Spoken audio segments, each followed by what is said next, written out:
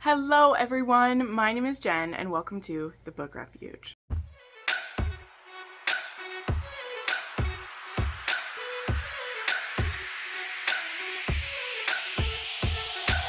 Alright, wow, I am so excited to be bringing you my week 30 weekly wrap up.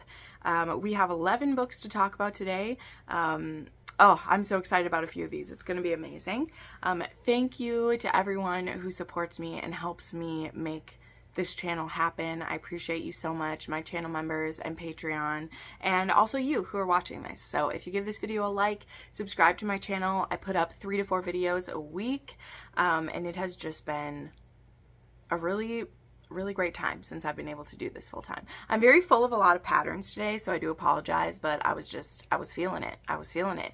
Also, for those of you who've been following the saga of my air conditioner, I do have my air conditioning back. Finally, and it's so much of a better one. It's more like eco-friendly as well, so will hopefully reduce my energy bill in the summers, which is great. Definitely could use that. And yeah, it's great. Summer is good.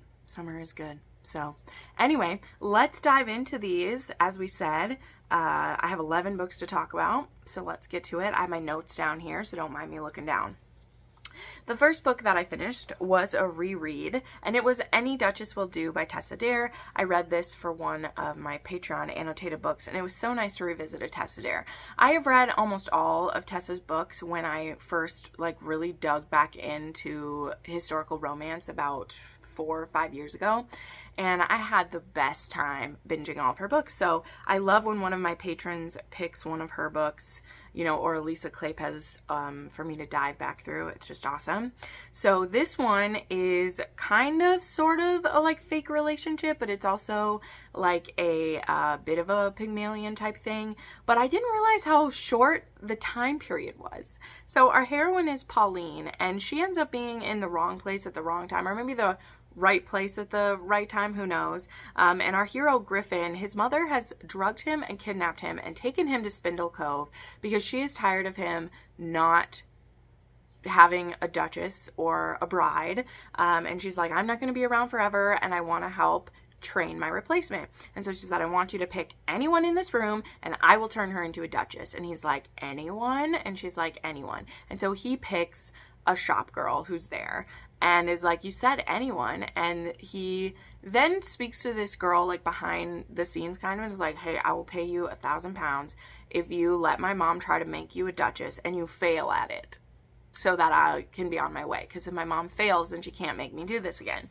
And so Pauline is like, I can only be gone for a week. I didn't realize this only had a week timeline. It does a little bit change how I feel about it at the end, but I still had so much fun once we were going with it.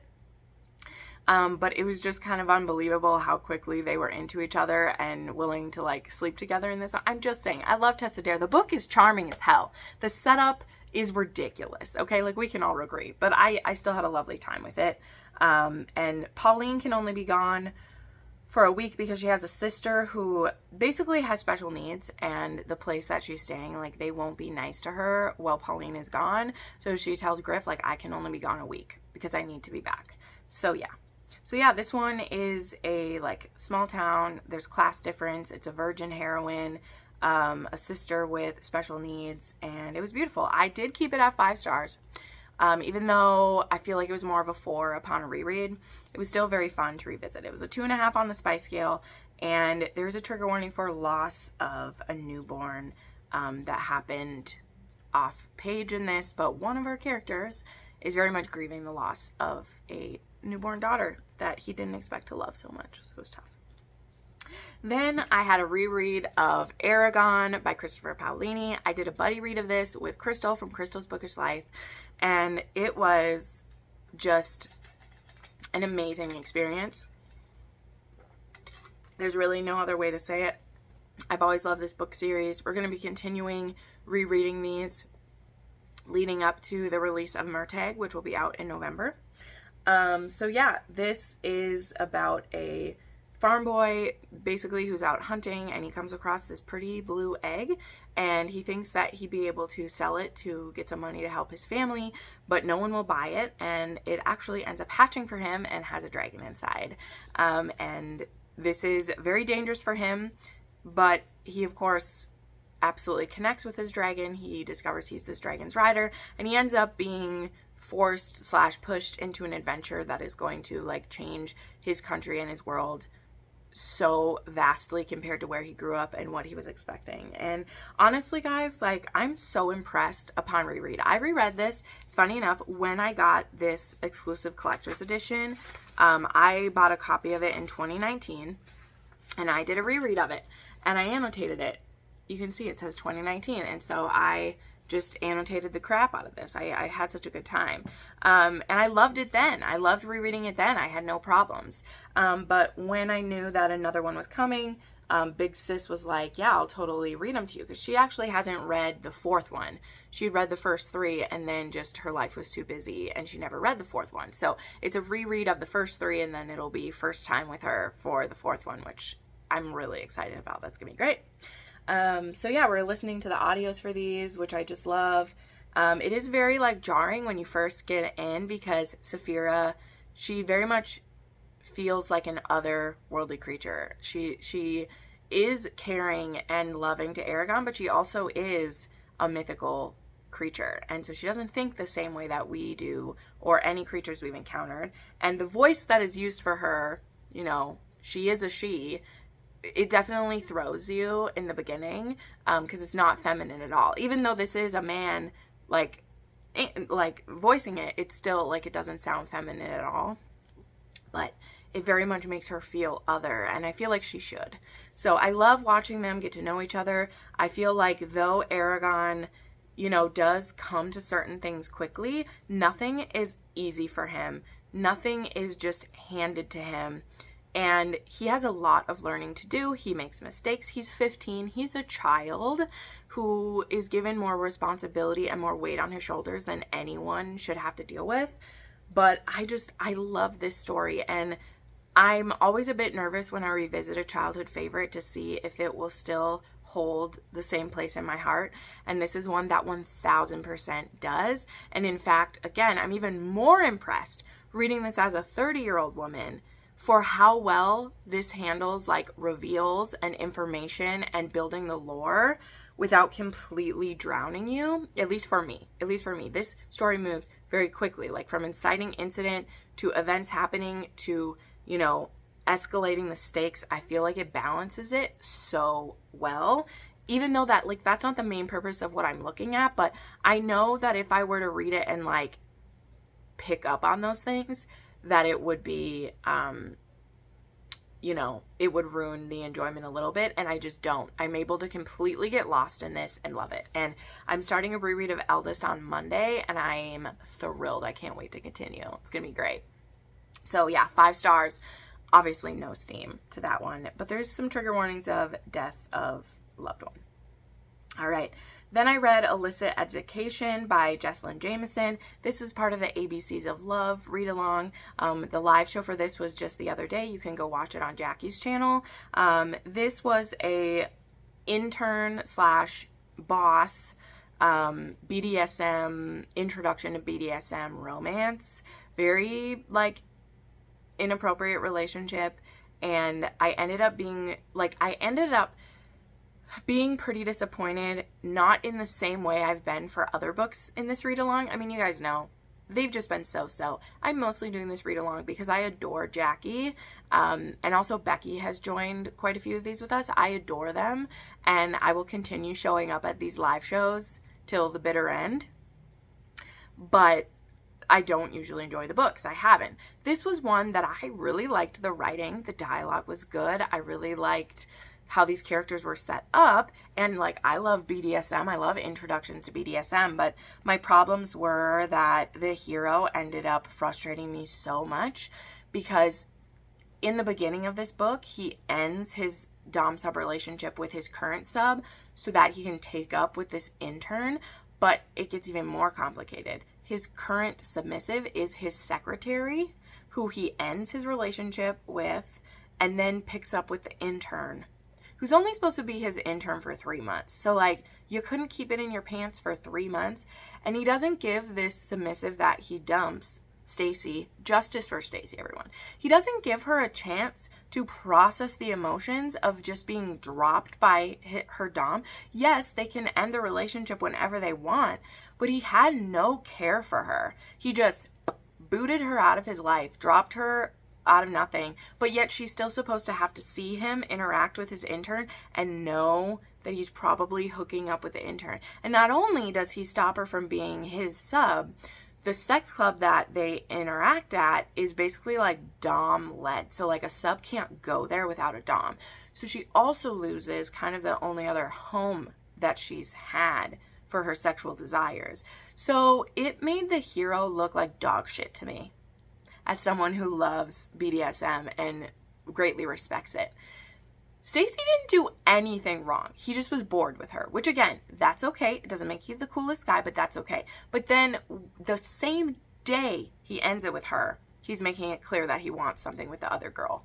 So in another story, maybe about Stacy, Colton is her villain because and then to make it worse, the author confirms that Stacy is possessive and messed up in the head after this and is wanting revenge because he dumped her. So she's villainized for being just dropped like a dirty tissue so he can have someone who stimulates him more.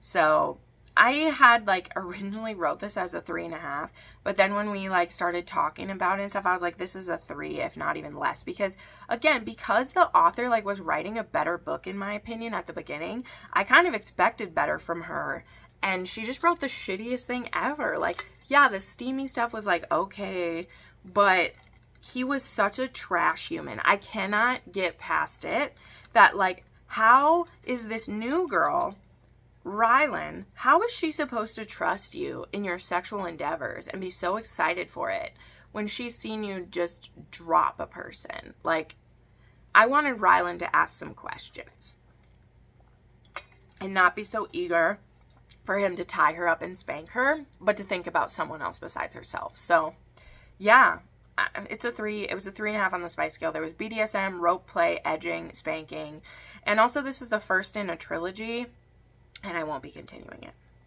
All right, then I read Forever Mine by Hope Ford. This is the next book in the Whiskey Men series. This one is a marriage in trouble. They've been married for 2 years. The hero has really kind of kept her separated from his life because he's always felt that he is unlovable and that it's inevitable that she'll leave him.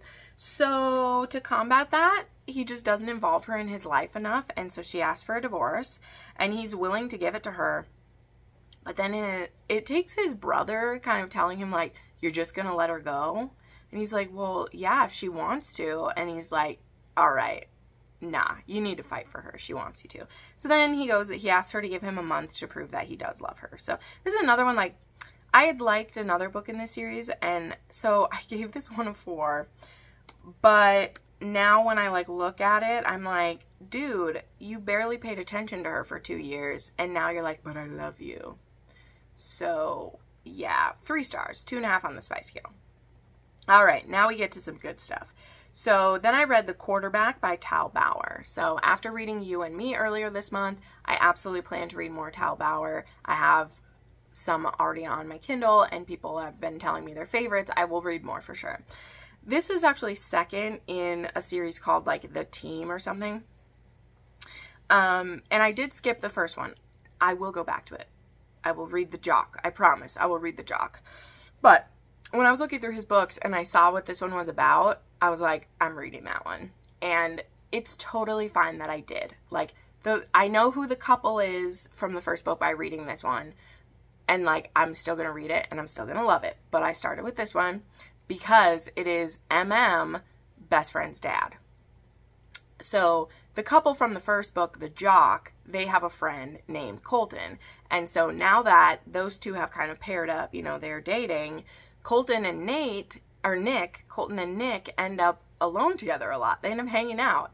And when he gets hurt in, I think, like, one of the last games of the season, or it might have been like a practice or something, he gets hurt, his friends are, like, gonna be gone for the summer because they're going to someone's ranch for the summer to, like, do their thing. Anyway, we won't get into it. And Nick ends up being there for Colton. Oh, see, I messed it up. From Illicit Education, the guy's name is Cabot.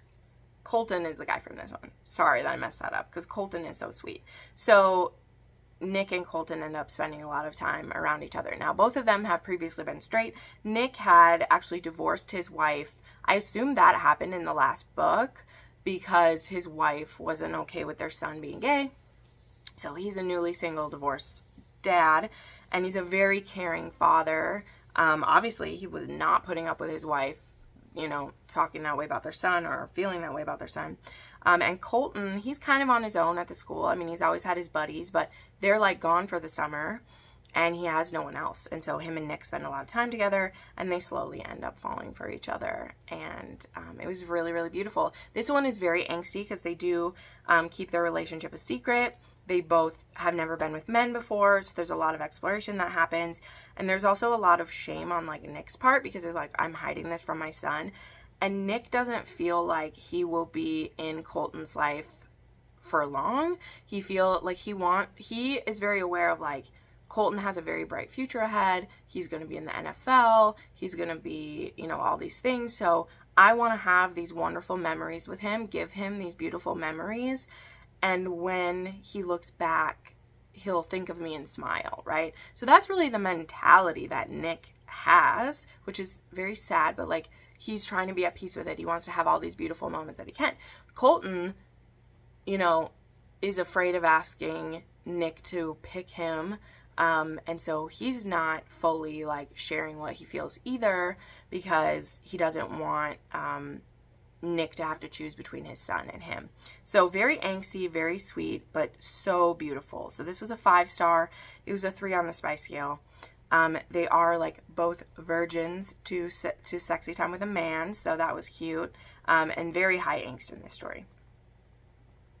All right. Then I read Tyrant by Jagger Cole. I don't have much to say about this.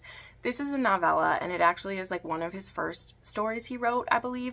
It was a part of this series that's just called Power. And this one is about a reporter who is there to like interview this like tyrant king, basically. And she ends up getting kind of kept captive by him because he wants her.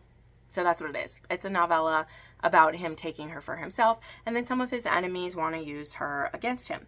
So yeah, I only gave this a 3-star. It was a 3 on the spice scale. It had kidnapping, and then it had a little bit of kinky stuff in here, but Claire and Enzo were the name of them. All right.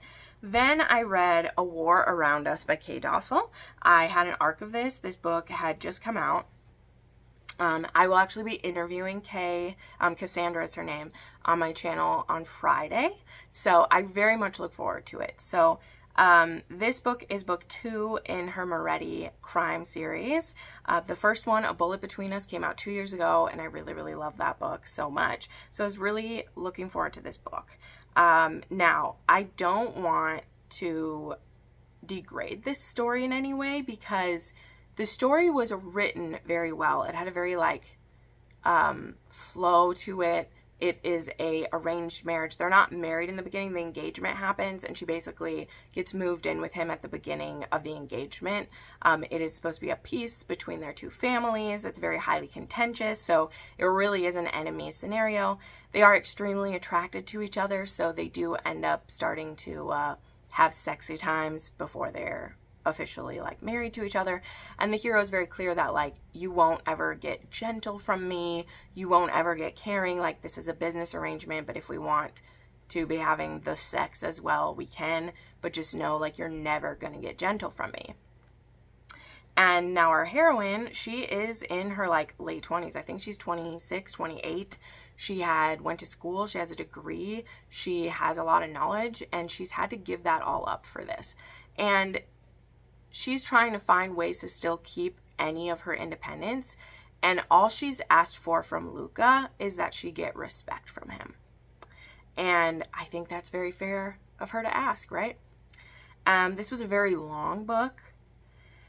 And when I got to the end of it, there's a cliffhanger. So this is book 2 in a series, but part 1 in like a duet that will be about this couple. Now, this isn't the first time an author has done this, right? Like The Kings of Italy, books 1 and 2 are a duet, and then it continues.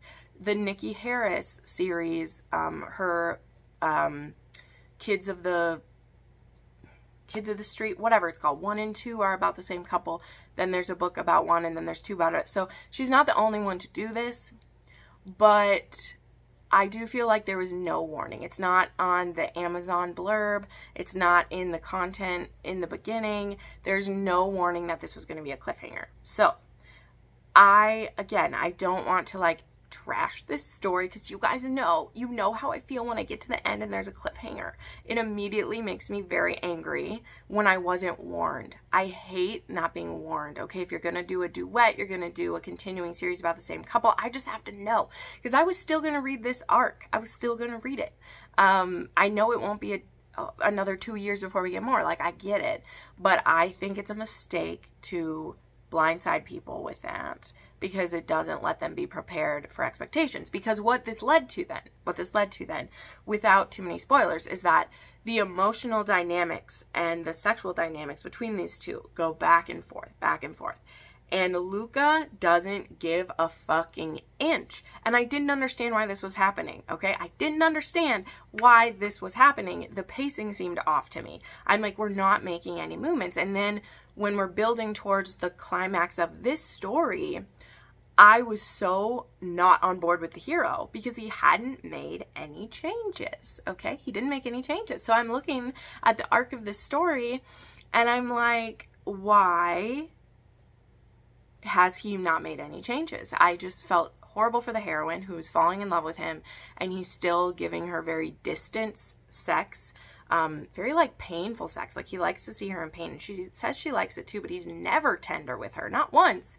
So you can imagine my angst when I'm getting to the end and there's supposed to be like a certain thing happening. I'm not trying to spoil that, but then there's a cliffhanger and it says this will continue in this next book.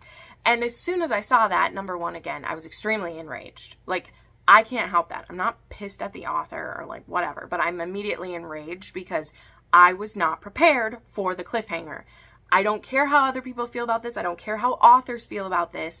As a reader, I need to know if I need to expect a cliffhanger. Because if I know that going in, I can be prepared, right? Example with a fantasy series, right? Between Wrath and Mercy, I knew going in that there was going to be 4 books, because at the very beginning of it, she had a list of 4. Like, I know there was going to be a cliffhanger. So then when you get to the cliffhanger, you still are like distressed, but you're like, okay, I knew it. I chose to read this knowing the rest of the books aren't out yet, because there will be people who will choose not to read it. They're going to wait till the second half is coming out. And as a book reviewer, I'm not going to lie to you like I was deceived. Okay? I was deceived. Some authors will be of the mindset that it's not their job to like tell you that. And again, I'm not here to like rag on her for how she chooses to market it. I signed up for an arc. I was happy to read the arc, and I'm excited to talk to her. This doesn't like change how I feel about her or anything, because the story was written beautifully. And I believe that once I get to read this second half of it, I will see the character arc for Luca that I want to see, right? Because this is the thing. Again, if I know going in that there was going to be a cliffhanger, I was like, okay, it makes sense that he hasn't had more emotional movement going on, because there's a big event that happens at the end of this book, and the second book is going to be him realizing what he did, right? And I hope for a really good grovel from this character. But for me, for my reading experience, this wasn't the best experience because I wasn't prepared. So I hope me telling you that, if you choose to read this, you are now prepared. I'm not sure when the sequel is coming yet. We'll be able to ask her that in the interview, which I do hope you will still show up for, because I stand by A Bullet Between Us, and I stand by this book just because I'm not a fan of cliffhangers, which I know a lot of us aren't, because we're greedy people. We want all the story right now. An author doesn't owe us all the story at once, but I do think that you should be honest about, you know, that you're leaving a cliffhanger or not, right? Like, let us know that it's going to be a duet, and it's going to be 3 months, whatever, till you get the next thing. Will that maybe make the release of your first book a little less? It might, but also you chose to do that. So it doesn't help you to fib about it now, because that's just going to make people angry. So anyway, that was my mini rant about it. Again, I stand by. This is a very well-written book. That's why I was getting frustrated, because I didn't know that the pacing is correct for there to be a duet. But the pacing was not correct for this to be a standalone. And so when I'm getting to the end of it, I'm like, what is Luca doing? Why is he being like this? Well, he's obviously going to have a good grovel in the next book. Like, he needs to. So I rated my review of this because I had an arc of it. I rated it as a 4 on Goodreads. For my personal enjoyment, this was a 3-star read because I rate by emotions. I do. Potentially, my rating will go up when I read the next one. But for my reviews, I did put a 4-star because I didn't want to trash it because of my own personal feelings. But for you guys who are watching this, I'm giving it a 3. It was a 3.5 on the spice scale. There was also very rough sex, virginity taken in a pretty rough way. Again, none of that is dub-con or non-con. Like, she's fully, like, give it to me, rip me apart, all this stuff. But there's never a different tone to their sex. And so there'd be times where she's like, I love him, so I'm just going to let him do all of this to me, that you can just feel her, like, weeping from it. And so he has racked up quite a bill with me. He's racked up quite a bill with me. And he needs to pay it back and needs to suffer. And so I'm ready for his suffering because I loved Katya. I thought she was amazing. She's made the very best of her situations. And while she does push back on him, there's only so much power that she has. And so when she asks him for respect, when, like, that's all she's asking and he can't give it to her, his bill is high, everyone. His bill is high. So there was gun violence, torture, and gore in this, and it does end in a cliffhanger. So be prepared. All right, then I needed a really good book. And by that, I mean I needed a sweet, loving book. I shared this with my patrons. I won't get into it too deep on here because, you know, people on the internet are mean. But there was some really tough stuff that happened in Fargo, North Dakota in the month of July. You can look it up for yourself if you'd like to. You'd probably be able to find it if you just look up what's happened in Fargo, North Dakota in July. But I'm not going to bring it up because I don't welcome anyone's opinion on what happened in Fargo. I was devastated and sad, and the past couple of weeks have had my emotions kind of all over the place. And after finishing A War Around Us, which I needed to get done to get the arc turned in, I was like, I need something soft and sweet. And so I read Out on a Limb by Hannah Bonham Young. I pre-ordered this book after seeing Ava and Caitlin and Witty. I had seen all of their posts on Instagram and their videos about this book, and I was excited to try it. So I've actually been wanting to try the author before, but I pre-ordered this one, and then I was just waiting on this book. So this is an accidental pregnancy romance from a one-night stand, and it has a heroine who has a underdeveloped hand. So she has basically a baby hand, a tiny hand. And I'm not laughing at that, but that's how it's described in the story. And this is an owned voice scenario for the author, which I thought was really brave and really cool. And our hero is an amputee from cancer. He had a certain kind of cancer. The book gets into it, and he had to have his leg amputated. And this begins with them at a Halloween party that one of their friends is throwing, and they never met each other before, and they end up bonding over their unique costumes because they both dress up like a pirate. She dresses up like one and is going to use like a hook on her hand, and he has made his prosthesis look like a peg leg.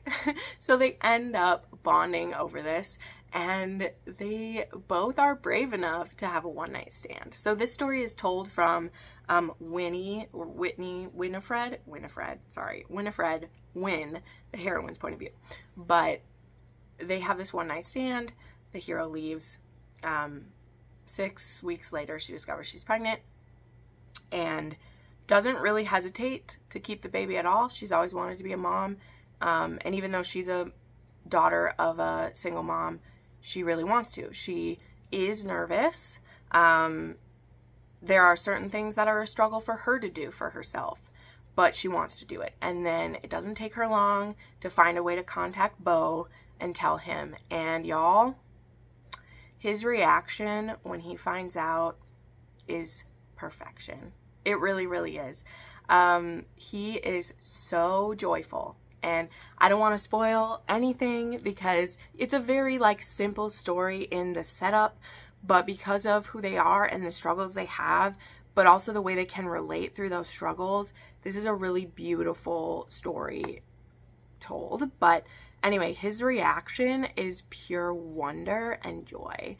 Not only because he's really happy to be hearing from Wynn again, he'd been a little too nervous to reach out to her, even though she was like the best experience he'd had in a long line of really shitty experiences. And I don't mean sexual, I just mean life has been knocking him down.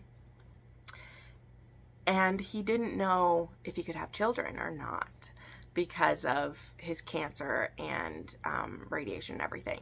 So not only is he just so happy and grateful that he's getting this chance and that she's letting him be involved.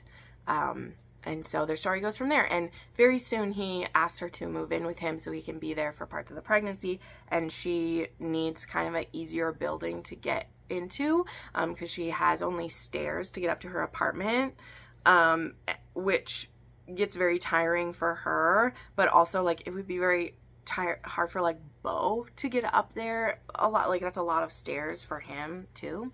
So he asked her to move in with him. So now it's a like roommate forced proximity scenario. So this is an extremely slow burn for being a like one night stand story. These characters are just so sweet though that I didn't mind at all. Like this hero is so wonderful. Really, really. This book was wonderful. Honestly, the only reason it's not high, like it's not a 6-star is I needed to get to see them be together a little more. You guys know, I need perfect balance for a book to be a 6-star. But it was a 5-star read. It was beautiful. It was a 2.5 on the spice scale. And I just love these two. I love these two so much. So yeah. All right, then I read Nookie by Lane Martin. This was for the ABCs of Love Readathon. Yeah, this was a high school friends to enemies to lovers, and I don't really care to talk about it more. Check out our live show if you want. It was lame. I gave it a 3-star, but it was lame. It was a 2 on the spice scale. It was whatever. But then I had an arc of Twisted Hearts by Jager Cole, which is out on the 3rd of August, the 2nd or 3rd. It comes out very soon. This is book 4 in the Dark Heart series. This one is about Gavin and Eilish. So Eilish is another one of Killian's nieces. I think this is Neve's younger sister. So she, I think, is like 22. She's going to college, actually. And Gavin is one of the heads of the Bratva, who we had seen in previous books that he had almost come to killing. You know, there was almost a shootout between him and some of our guys. So they were able to solve that issue and kind of bring down the level of angst and everything. But things are still kind of tentative. And this book begins with Eilish breaking into his business to steal a Faberge egg. She's doing this to like, she's getting hazed into this group at college or something, and they're supposed to commit a crime to finally get in, and she goes to steal this egg. And when she grabs this Faberge egg, he scares her, and she drops it on the ground. And she's able to escape, but Gavin knows that it's her. And this egg that she broke is a $140 million Faberge egg that was commissioned by Tsarina Alexandra Romanov and is a priceless family heirloom. And it also is a part of a court battle that Gavin is in the middle of. And so she's really fucked up. Now, Gavin has also been stalking her for a while for reasons like I won't fully get into, but he has quite a bit of leverage over Eilish because of something she has done. And so very quickly in this book, he meets up with her, tells her about the evidence he has, and says he will see her on Monday morning at 8 a.m. at his office. And she's like, I have school. And he's like, I don't care. You're going to have to rearrange your schedule. You're coming to see me. And so when she arrives there, he basically tells her that she's going to be his little beck and call bitch. He doesn't say that, but I'm saying it. So she has to strip down to her underwear and make him a cappuccino and dust his shelves for him and do that and everything. And then she keeps having to come and see him. And she doesn't know how long he's going to make her do this. She's feeling humiliated, but oddly very turned on by him ordering her to do this. Because in part of the stalking that Gavin had done, he has seen her internet search history, and he knows the kind of sexual things that she's into. And so when they have this one encounter in his office where she gets so mad at him ordering her around, she dumps hot coffee in his lap, and he decides to punish her. And so he does. And then he says that he is going to invoke free use with her, which is a sexual term that is, you basically are just a fuck toy whenever someone wants you for. And he says, you're going to do this for 6 months and then we'll consider your debt paid. So he is able to do whatever he wants to her for 6 months. And here's the thing. She doesn't have to agree to this, because she could tell her family about the information that he's holding over her head. And he wouldn't be able to threaten her with anything. But she's very intrigued by him, and he knows what her deepest desires are. And so she agrees. So this begins honestly, the most sex in a Jagger, like in any book I've read in a long time. Just so much of it.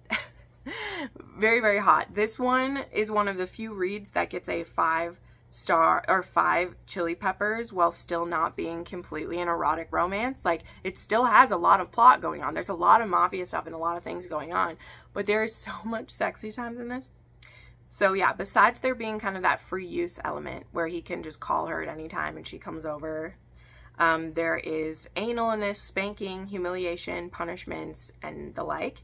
And then there is also some kidnapping, dangerous force, childhood essay the childhood essay is on Gavin's part.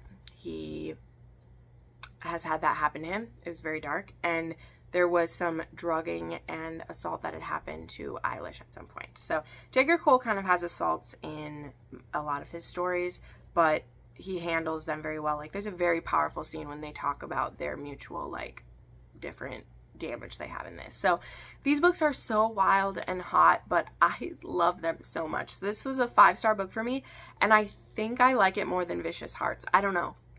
We'll see when I, like, reread sometime, but I really loved it. So this was a 5-star read. It was a 5 on the spice scale. If you haven't started this series yet, I don't know what you're doing. It's absolutely bonkers.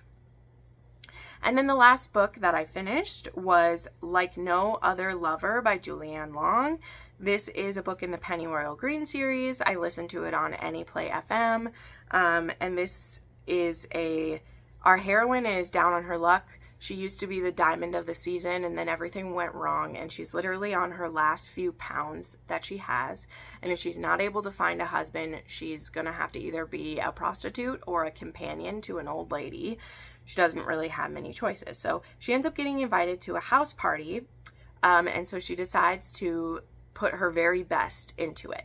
So she goes to this house party and goes about trying to find a partner. Now, Miles, who is the host of this party, is being hosted at his family home, and his sister is kind of the one upfronting this party.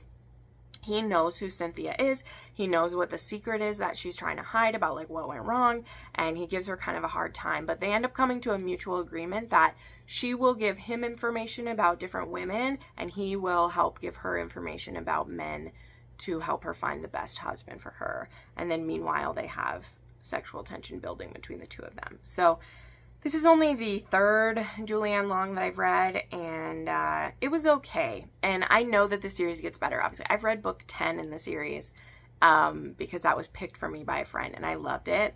But this one was very hard. It took me a long time to get through this one. It was very slow. And they are literally dating or trying to get with other people until 90% of this book. So it was a slow burn, and then all the resolution happened in the last chapter of it, and it was just over. And so that was a bit tough for me. So this one was 3 stars, and it was a 1.5 on the spice scale for me. But I will be reading more Julianne Long, have no fear. So thank you so much for watching, friends. This was so much fun to dive into with you. Let me know what your favorite books were this week, and if you'd like to support my channel, please check out my Patreon or channel memberships down below. It takes everyone's help to keep this going. So thank you so much for watching, and I'll see you next time. Bye.